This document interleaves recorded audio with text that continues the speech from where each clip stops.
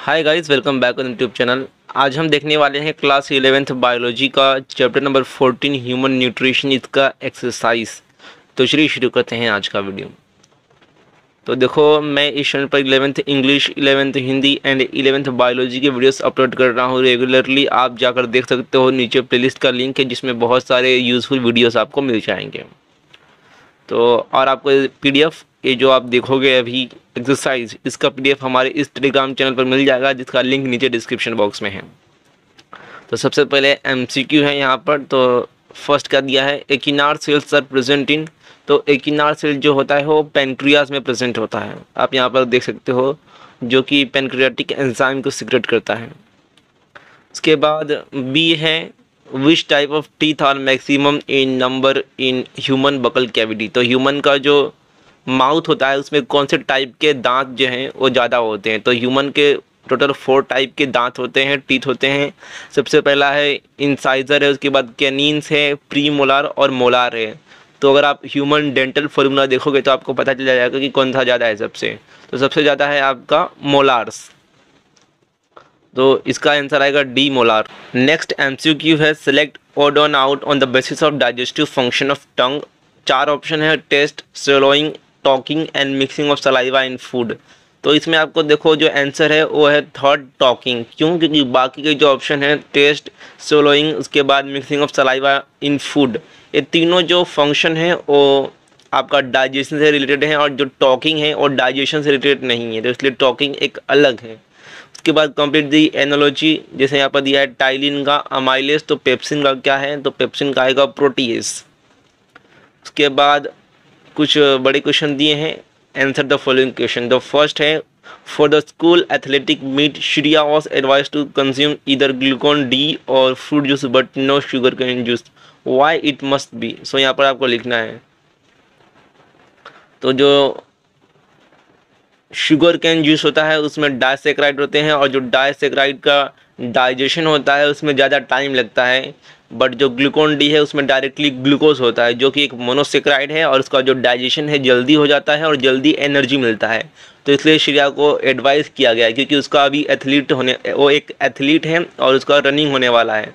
तो उसको एडवाइस दिया गया है कि आप गन्ने का जूस मत पियो, ग्लूकोन डी पियो, क्योंकि ग्लूकोन डी में ग्लूकोज होगा जो कि ईजिली डाइजेस्ट होगा और बहुत ही जल्दी एनर्जी दे देगा। उसके बाद बी है, अल्कोहलिक पीपल में suffer from liver disorder, do you agree, explain your answer. तो यहाँ पर इसका आंसर आप देख सकते हो कि क्यों होता है अल्कोहलिक पीपल में। उसके बाद सी है, digestive action of pepsin come to stop when food reaches small intestine, justify. So pepsin act in acidic medium, thus it is active in stomach. तो यहाँ पर जो पेप्सिन है वो मेनली स्टमक का जो एसिडिक पीएच होता है वहाँ पे एक्ट करता है, और जो स्मॉल इंटेस्टाइन का जो पीएच होता है वो अल्कलीन पीएच होता है। इसलिए पेप्सिन का जो एक्शन है वो फूड पर ख़त्म हो जाता है जब फूड हमारा स्मॉल इंटेस्टाइन में जाता है। उसके बाद अगला है D, small intestine is very long and coil even if we jump and run, why it does not get twisted, what can happen if it get twisted.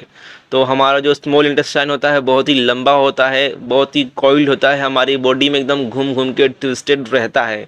तो हम जब जंप करते हैं, दौड़ते हैं, रन करते हैं, तो क्यों ये ट्विस्ट नहीं होता है, क्यों ये मुड़ता नहीं है। तो यहाँ पर इसका आंसर देख सकते हो कि हमारा जो इंटेस्टाइन है, स्मॉल इंटेस्टाइन, और मेसेंट्री नाम का एक टिश्यू होता है, मसल होता है, जिसके थ्रू अब्डोमेन से जुड़ा हुआ होता है।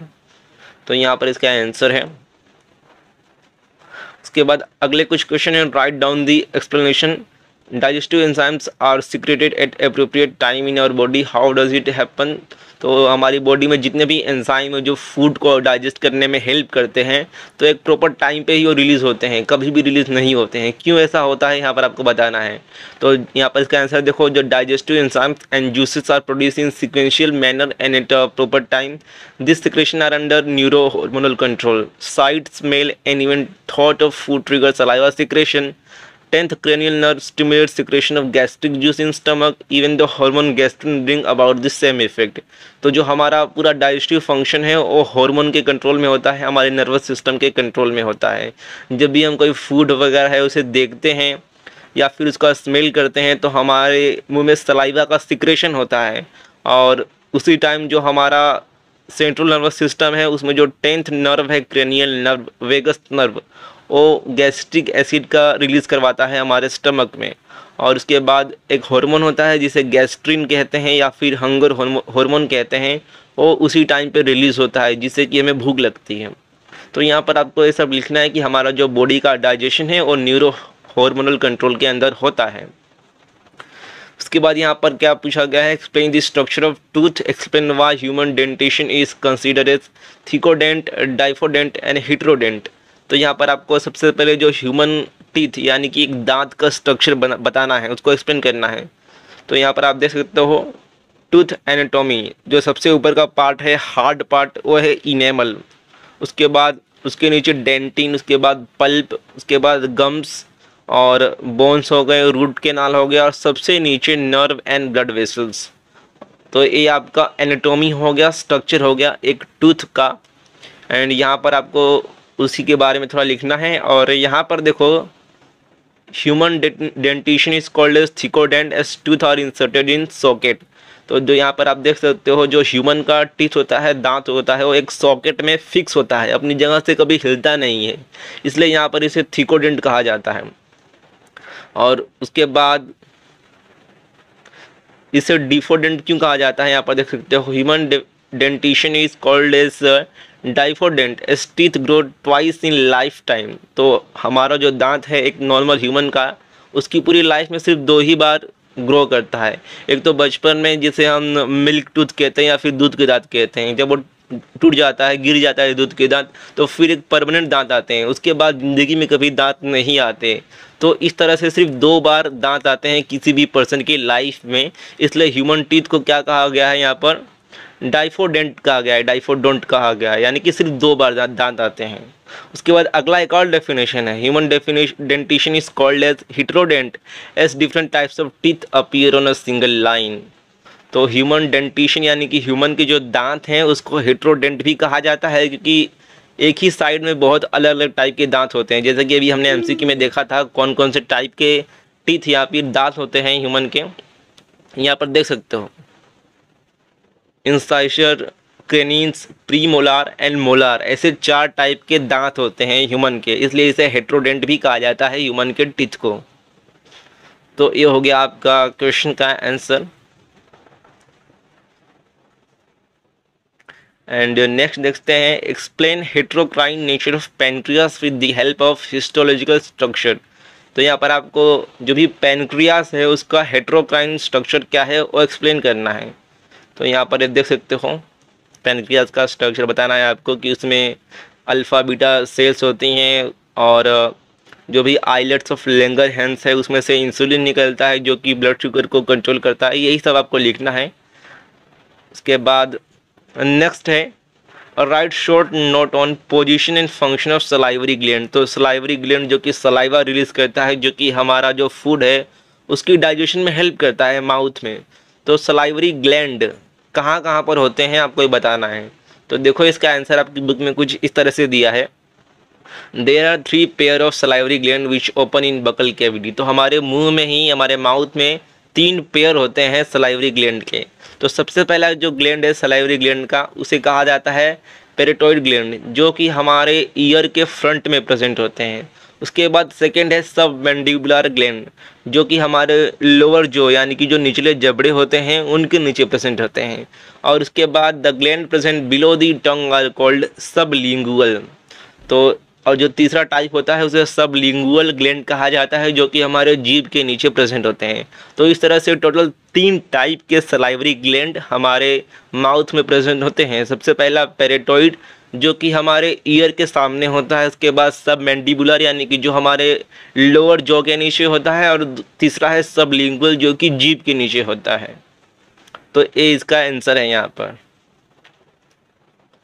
उसके बाद बी है जॉन्डिस। जॉन्डिस के बारे में लिखना है। तो जॉन्डिस आपको पता होगा जिसे हिंदी में पीलिया भी कहा जाता है, और बेसिकली इसमें स्किन का कलर थोड़ा येलो हो जाता है, आँखों का जो कलर है वो येलो हो जाता है।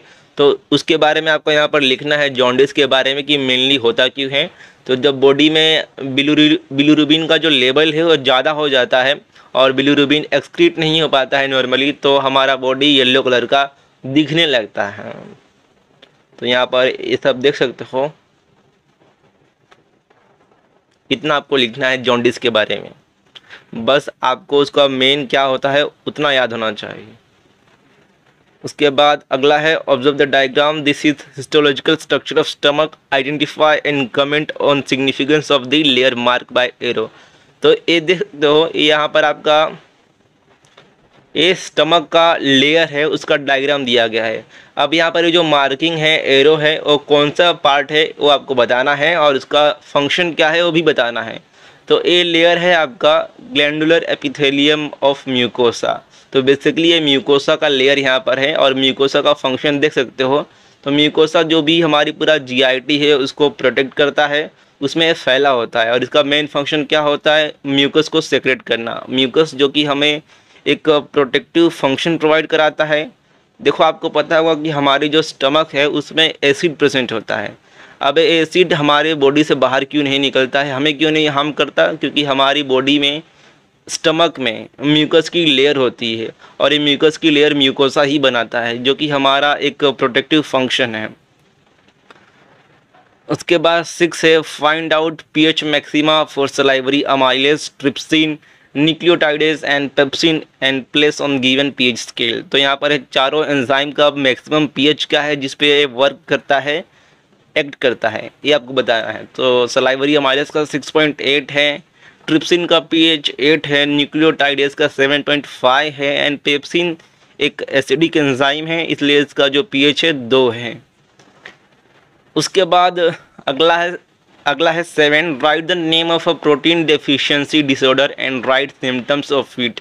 तो आपकी बुक में एक डिसऑर्डर दिया गया है जो कि खाने में हमारी रेगुलर डाइट में प्रोटीन की डेफिशिएंसी पर होता है और एक खास करके बच्चों में होता है और इस डिसऑर्डर का नाम है क्वाशियोरकर। तो यहाँ पर देख सकते हो, this protein deficiency disorder is found generally in children between 1 to 3 years of age.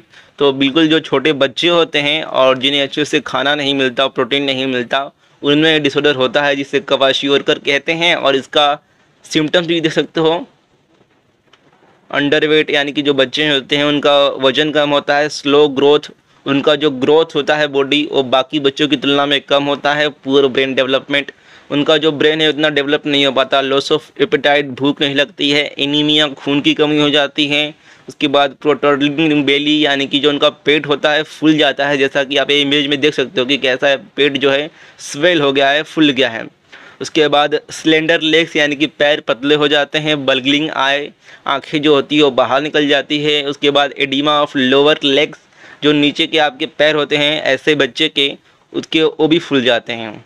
तो ये सारे सिम्टम्स हो गए और ये डिसऑर्डर है क्वाशियोरकर जो कि प्रोटीन की डिफिशियंसी से होता है। इतना आपको लिखना है इसमें। उसके बाद 8 है observe the diagram given below, label ABCD and right the function of AC in detail. तो आपको ABCDE इसका नाम लिखना है और A और C का फंक्शन डिटेल में लिखना है। तो देख सकते हो A जो है वो है बाइल डक्ट, B है स्टमक, C है कॉमन हेपेटिक डक्ट, D है पैनक्रियाज, E है गॉल ब्लैडर। तो फंक्शन देख लेते हैं। तो बाइल डक्ट का फंक्शन क्या है, it carry bile from the gall bladder and empty into the upper part of small intestine. And common hepatic duct का it drain bile from the liver, it help in transportation of waste from liver and help in digesting by releasing bile. तो यही था आपका exercise human nutrition का।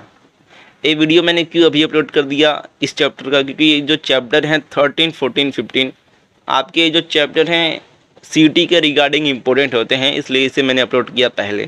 Chapter number 13 का exercise upload कर दिया है और ये है 14 ह्यूमन न्यूट्रिशन का एक्सरसाइज। तो आगे की वीडियोस के लिए चैनल पर बने रहिएगा और इसका PDF आपको हमारे टेलीग्राम चैनल पर मिल जाएगा। वीडियो पर देखने के लिए धन्यवाद।